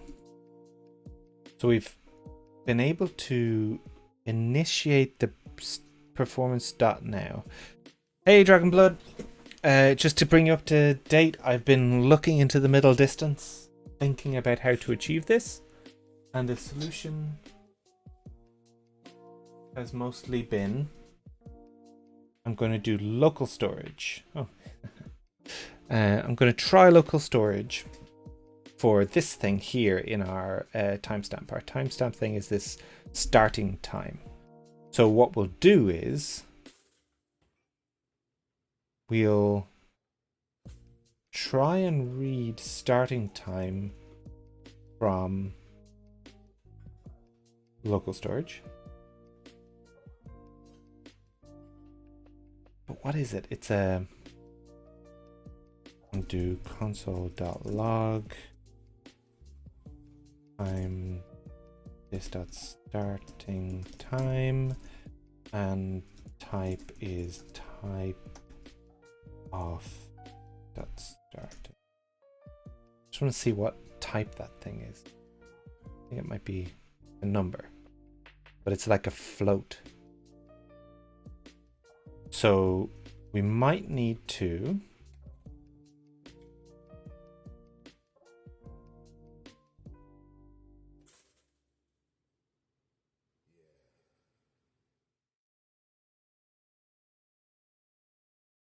GUID. How do I get the...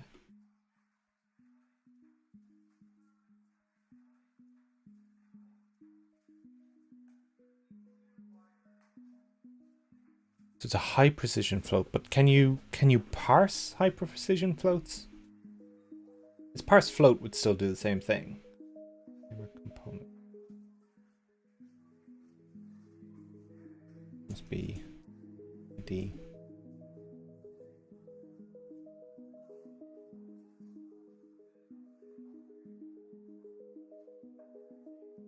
Do it for this. I'm gonna do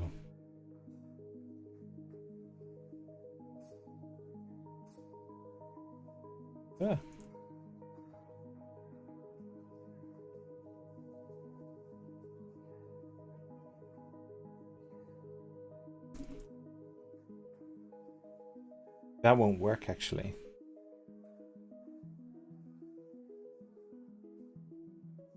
Right, I know what to do here. I think this is the if this dot args dot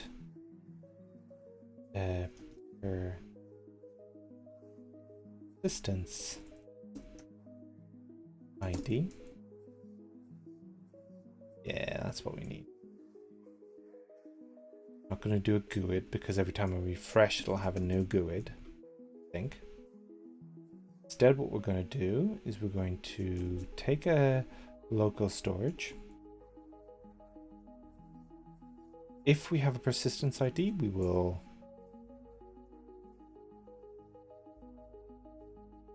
storage, get item, persistence ID.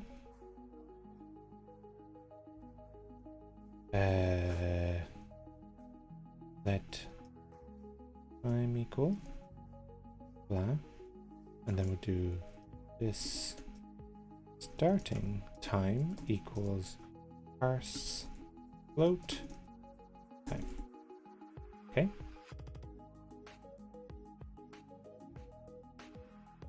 And then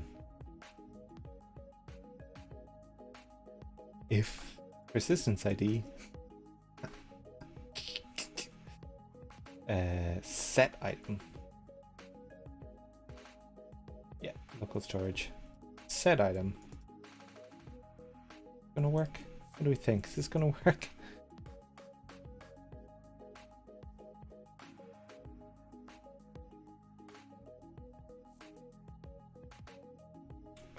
We'll try. So I have questions coming through.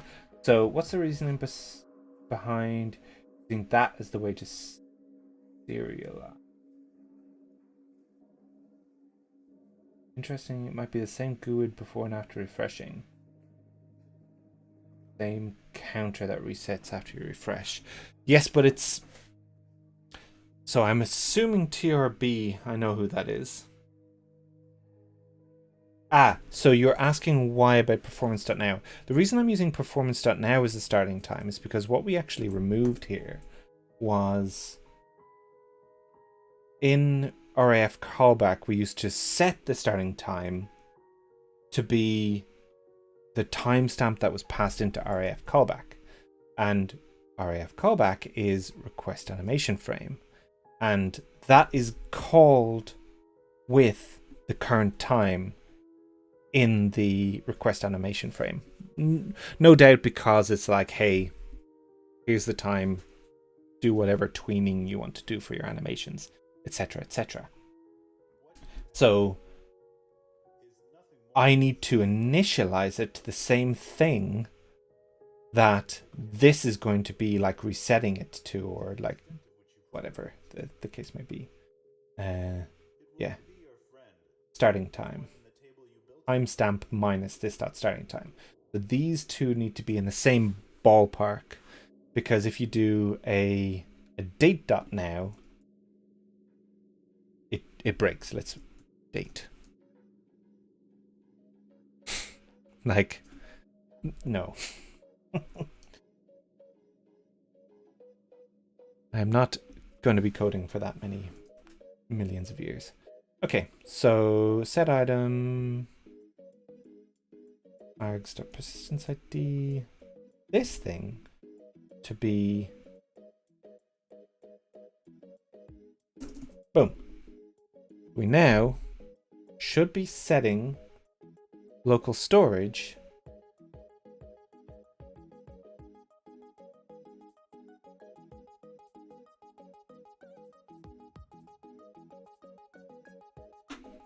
so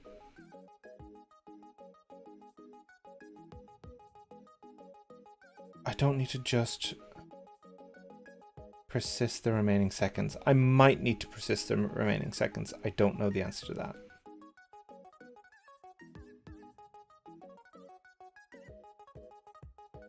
Yeah, like the thing that might need to be... The thing that might be saved is this seconds left. But the thing that I was trying to avoid... is... I don't want to have to update local storage a billion times, or 60 times a second, which is how often this is going to be called. I want to update local storage when the component is rendered once, the first time, read from local storage once when it's re-rendered, and like just having one thing in there. So it's like, this is when I started the timer, and then we work from there, essentially.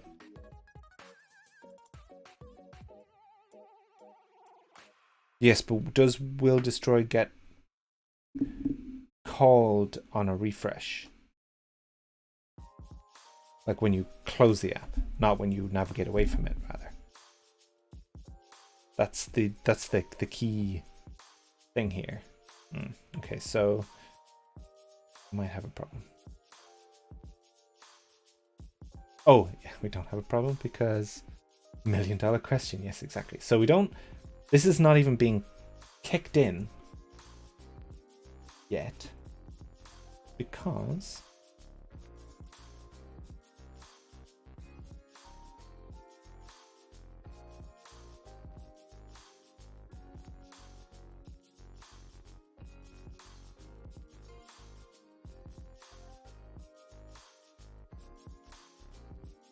okay, but now we should have it. Main overlay timer. Ooh. Refresh. That's interesting. So I think performance.now isn't an actual timestamp.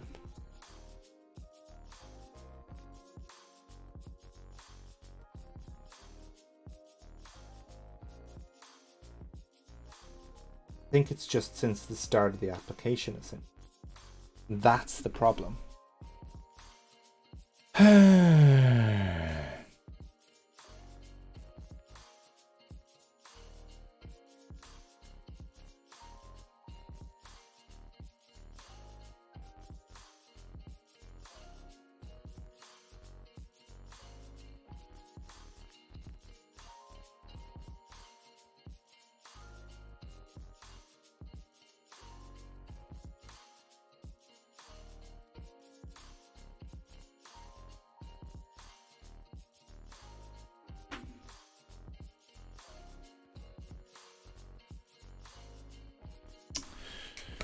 Can I solve this in the 20 minutes that I have left? So, our options are that we continue with this thing, this idea, where the starting time is actually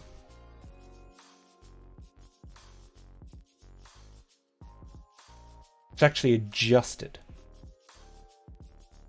where the starting time is actually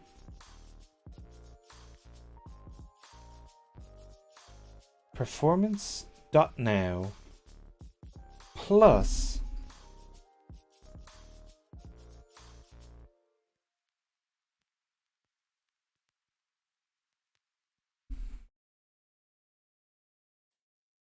Starting time. That's starting time.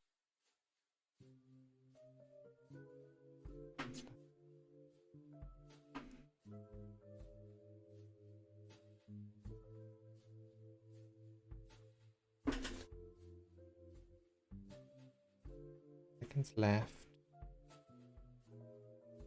Timestamp.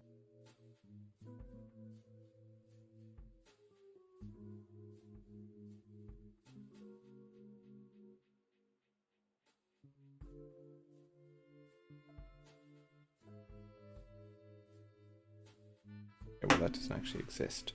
So, if not time, then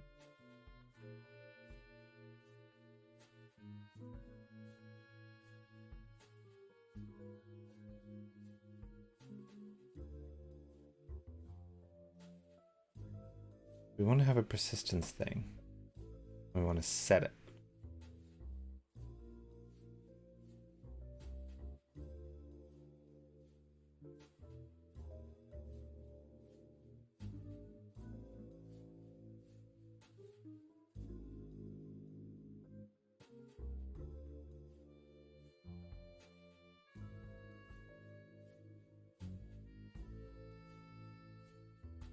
Actually, what I want this to be, here's the difference. What I actually want this to be is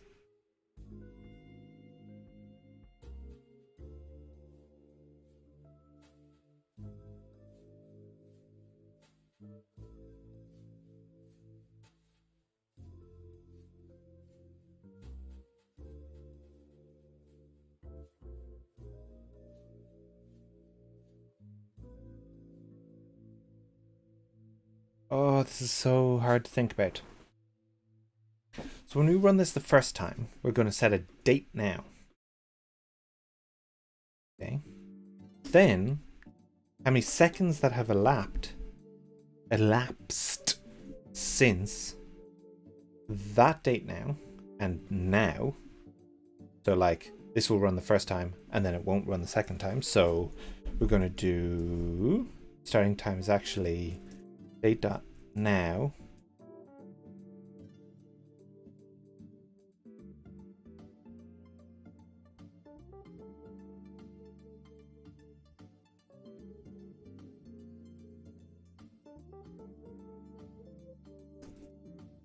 This is in milliseconds now, I think.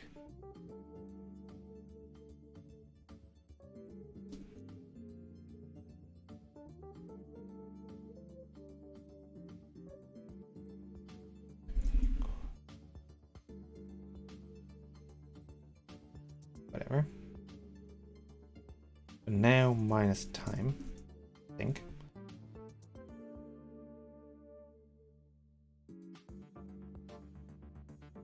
Minus performance. Is that, I think, how it works.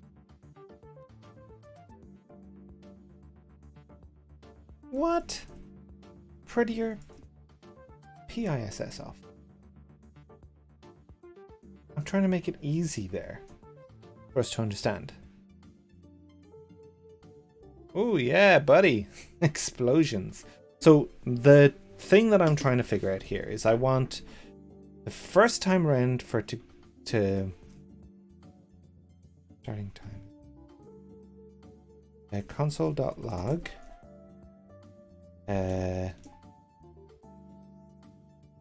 Time. Now. And then performance is performance dot now.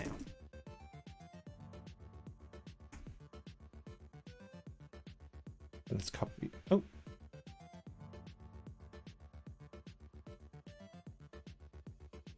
Doing something, but it's not doing the right thing. That's a bit weird. Okay, so do I have another console log? Get rid of that for now.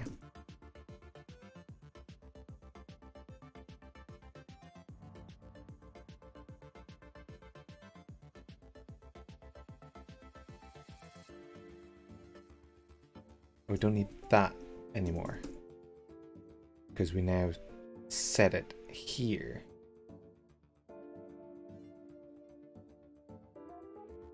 Let me clear our application data because this is a bit weird.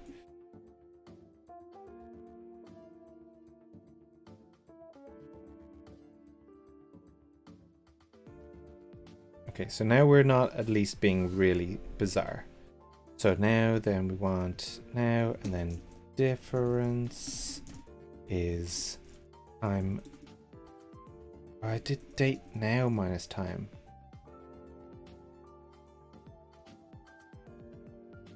Okay, let's see what these figures are and we can figure out. The difference is that.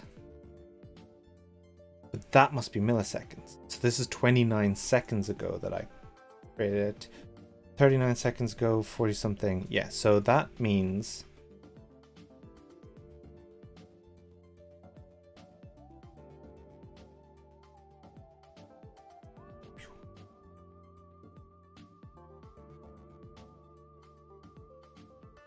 that's what we need to do.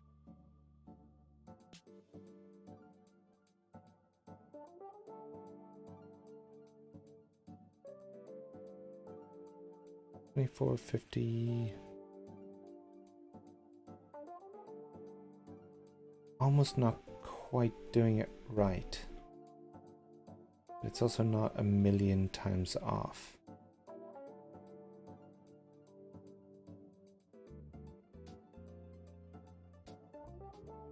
I think it's actually the other way round. I think we have to do performance.now minus that.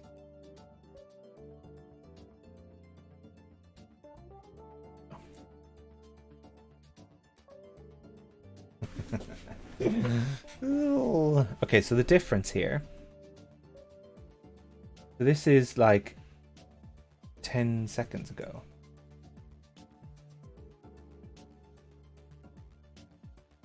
Or is it? Yeah, 12 seconds ago.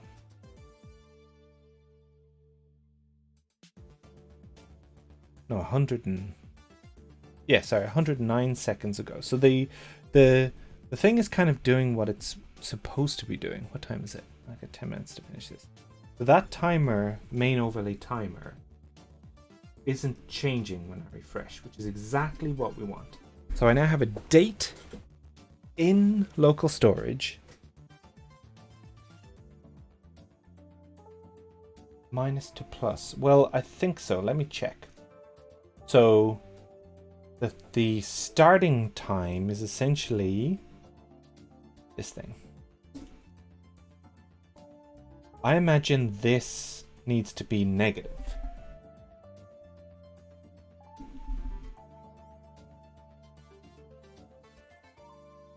Oh.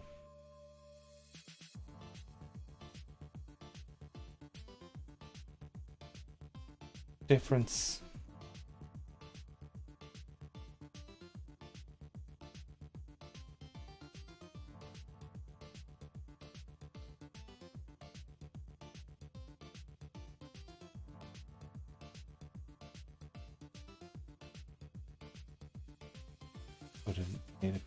Oops. Whee. So doing different seconds is 200.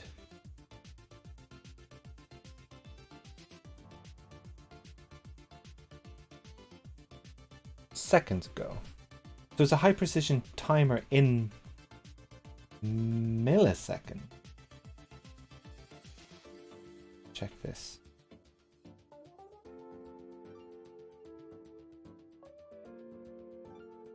And check how often this changes. Yeah, so it is milliseconds. So I'm wrong. The starting time doesn't need to be in seconds. It needs to be just in that.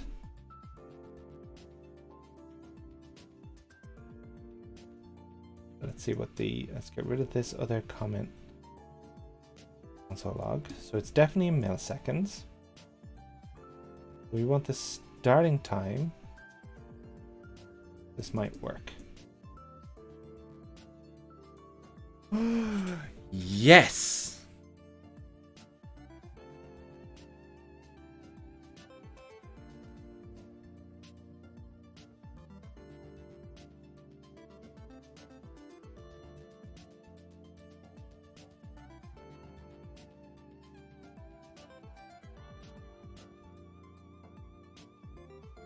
Winning at life. Okay, so now, what is this trying to get me to do? That's fine. Whatever. Okay. Sake prettier, leave me alone. So the last thing that I need to do here to fix this is to fix the second problem, which is now that is stuck on Go every time I refresh, which means that if I turn off my overlay, and turn it back on, it'll remember that time, whereas it should have restarted there. So what we now need to do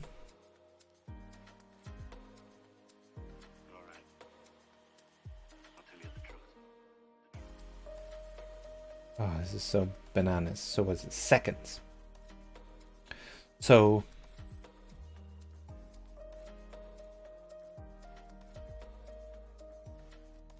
yes, exactly. Remove local remove local storage. Timer is done. Aha, that's a good idea actually. I hadn't considered it from that perspective. And just set the item to null, I assume? Is that how we delete it? Oh no, there's probably an API for this. Remove local storage. Clear. No. Remove item. Haha. Getcha. Remove item. Stop persistent.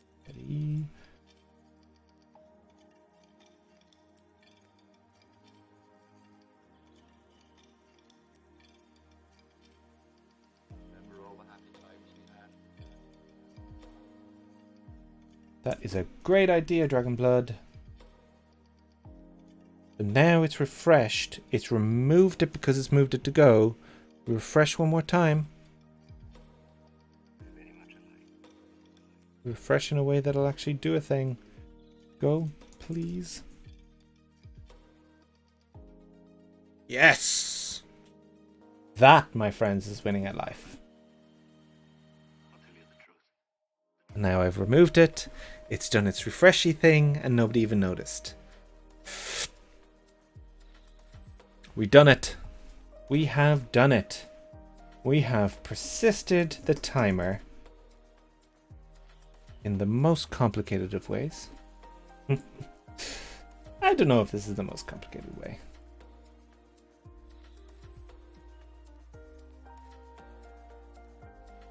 So let's get rid of the get thing for a second. So if the component has been passed a persistence ID, then we try and get the time. That time doesn't exist. We set that time to right now. And then we reset the starting time to what it would have been that many seconds ago, let's say. So now minus the number of milliseconds that we've already spent. And all we did then is we moved this starting time thing out of the very first thing in the RAF callback. So it's in the constructor. So this was probably a good thing to do anyway. And then this is the persistence thing. And then of course, thank you, Dragonblood. When we have finished the timer, we then clear it. Cool. Nice one. And that's it for me, folks. I'm gonna have to call it quits. I know there's 23 seconds left on the timer, but that's not fair. That doesn't count. I do need to go. Going to help with the kids for lunchtime. This has been a great stream. Thanks everybody for hanging out. Oh, Robotic Head, no, you just got here. It's a shame actually, Robotic Head, because we did a good converting a jQuery application to EmberJS. Like, it was a demo, it wasn't the whole thing, but at the beginning of the stream. So if you're interested, you might want to catch the VOD, the VOD, whatever you want to call it. But I think we're going to try and... Ooh. Dragon Blood. What are you doing? I'm not doing any more things today. What was that one? To add the goals UI. Yes, I will hopefully do that soon as well. Oh no, don't do that. Cancel. Right, so we are going to try and... You're all trying to influence what my next stream is going to be about. We're going to raid somebody, and hopefully, if they're streaming... Yes, it's Oik. So remember what we said, folks? When we're doing this raid, we have to go in and say, like, oh, check out Relate's stream on converting the app to Ember. Ha ha ha. But be respectful. Remember what I said. It's not a bad thing that people don't use Ember. People want use what they want, totally fine. It's a bit of a joke that I'm saying that we should raid and chat about it, but we want to let them know. Yeah, so I'm going to click the button. I'm going to... What do I do? I push play here, and I hit start raid. Okay. So thanks again, everybody, for hanging out, and I will see you next time. 3. Oh yeah, so I can do stream ending. Bye, everybody.